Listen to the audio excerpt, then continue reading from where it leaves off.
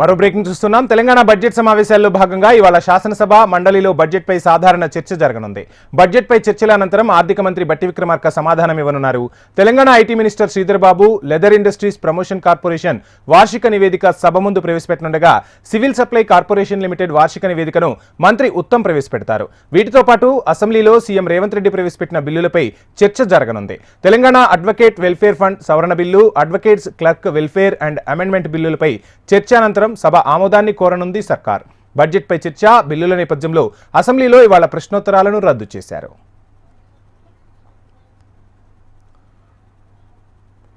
Telangana budget సమావేశాల్లో భాగంగా ఇవాళ శాసనసభ మండలిలో బడ్జెట్ పై సాధారణ చర్చ జరగనుంది. ఇక ఈ సాధారణ చర్చకు సంబంధించిన ఫుల్ డీటెయిల్స్ అందించేందుకు మా ప్రతినిధి ప్రేమ్ లైవ్ లో జాయిన్ అవుతున్నారు. ప్రేమ్, ఈ రోజు తెలంగాణ శాసనసభ అదేవిధంగా మండలిలో ఏ అంశాలు ప్రధానంగా చర్చకు రానున్నాయి? కొన్ని బిల్లులు కూడా ఆమోదం పొందే అవకాశాలు కనిపిస్తున్నట్టుగా తెలుస్తుంది. ఓవరాల్ డీటెయిల్స్ ఏంటి ప్రేమ్? వంశీ, కొద్దిసేపట్లోనే ఏదైతే అసెంబ్లీ సెషన్స్ ప్రారంభం కానున్నాయి, మరొకవైపు ఆ మండలి సమావేశాలు కూడా ప్రారంభమవుతాయి. మొన్న ఇటు ఉభయ సభలలో కూడా అసెంబ్లీతో పాటు శాసనసభతో పాటు శాసన మండలిలో బడ్జెట్ ప్రవేశపెట్టింది కాంగ్రెస్ ప్రభుత్వం.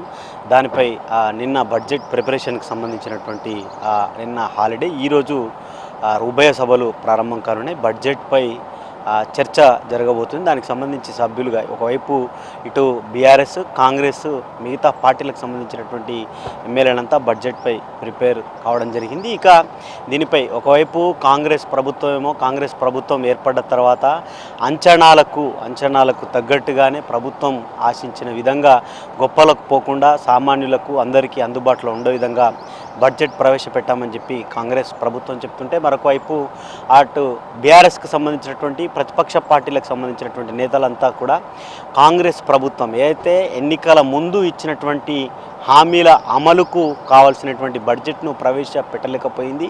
కాంగ్రెస్ ప్రభుత్వం కేవలం కాంగ్రెస్ అధికారంలో రావడం కోసమే హామీలు ఇచ్చిందని చెప్పి ప్రతిపక్ష పార్టీలకు సంబంధించినటువంటి నేతలు మరొకవైపు విమర్శించడం జరిగింది. ఇక ఏదైతే మొత్తం 6 గ్యారంటీలతో పాటుగా ప్రభుత్వం అమలు చేసినటువంటి పథకాలకు కావాల్సినటువంటి బడ్జెట్ ఆ స్థాయిలో పెన్షన్స్ కానీ, లేకపోతే తులం బంగారానికి సంబంధించినటువంటి అంశము, స్కూటీలు, ఇవన్నిటిపై ఎడితే బడ్జెట్లో క్లారిటీ ఇవ్వలేదు. బడ్జెట్లో ఆశించిన విధంగా నిధుల కేటాయింపు కూడా జరగలేదని చెప్పి ప్రతిపక్ష పార్టీలు విమర్శిస్తున్నాయి. ఒక్కొక్కటిగా అమలు చేసుకుంటూ వస్తున్నాం. 5 ఏళ్లలో కాంగ్రెస్గా ఇచ్చినటువంటి ప్రతి ఒక్క హామీని కూడా అమలు చేస్తామని చెప్పి ఒకవైపు కాంగ్రెస్ ప్రభుత్వం చెప్తుంది. 6 గ్యారంటీల్లో ఉన్నటువంటి ఇటు ఫ్రీ బస్కు సంబంధించినటువంటి ఫ్రీ బస్ కానీ, లేకపోతే 500 రూపాయలకు సబ్సిడీకి సంబంధించిన గ్యాస్, 200 యూనిట్ల కరెంట్ ఫ్రీ, వీటన్నిటితో ఇప్పటికే అయితే పెద్ద ఎత్తున రాష్ట్రంలో మెజారిటీ లబ్ధిదారులు లబ్ధి పొందుతున్నారు.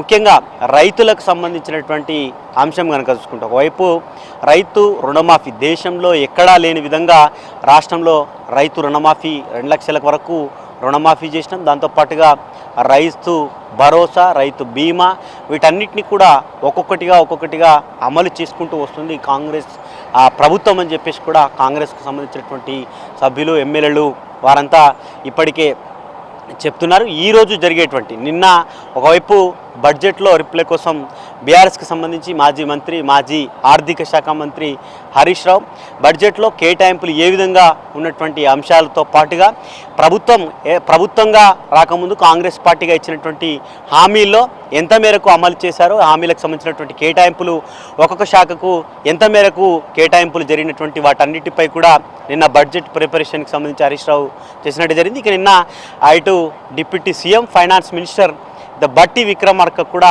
అదే స్థాయిలో బడ్జెట్ ఇది పేదల బడ్జెట్, దీనికి సంబంధించి అయితే ఆ గొప్పలకు పోకుండా కాంగ్రెస్ ప్రభుత్వంగా చేసేటువంటి ప్రతి ఒక్క పనిని కూడా ప్రభుత్వ పథకాన్ని అమలుకు ఉండేటువంటి విధంగా చేసినటువంటి బడ్జెట్గా వారు బట్టి విక్రమార్క ఇప్పటికే చెప్పడం జరిగింది. మండలిలో ఇటు శ్రీధర్ బాబు 2 సభలలో కూడా డిప్యూటీ సీఎం బట్టి విక్రమార్క బడ్జెట్పై ప్రతిపక్ష పార్టీలకు సంబంధించినటువంటి సభ్యులు, ఇటు అధికార పార్టీకి సంబంధించినటువంటి సభ్యులు మాట్లాడిన దానిపై 2 ఉభయ సభలలో కూడా రిప్లై ఇవ్వబోతున్నారు. ఇక రెండోది ముఖ్యంగా బిల్లులకు సంబంధించి కూడా ఒకవైపు దేశంలో ఎక్కడా లేని విధంగా ఒక వర్గీకరణకు సంబంధించి మరొక వైపు బీసీ కులగణన ఈ రెండు అంశాలపై ఇప్పటికీ రాష్ట్ర ప్రభుత్వం కాంగ్రెస్ ప్రభుత్వం అధికారంలోకి వస్తే ఈ రెండింటిని అమలు చేస్తాం దేశవ్యాప్తంగా అని చెప్పి కాంగ్రెస్ చెప్పింది. కానీ కేవలం దేశంలో కాకుండా కాంగ్రెస్ అధికారంలో ఉన్నటువంటి కాంగ్రెస్ పాలిత రాష్ట్రాల్లో అయినటువంటి తెలంగాణలో మొట్టమొదటిగా ఆ నిర్ణయం తీసుకోవడం జరిగింది.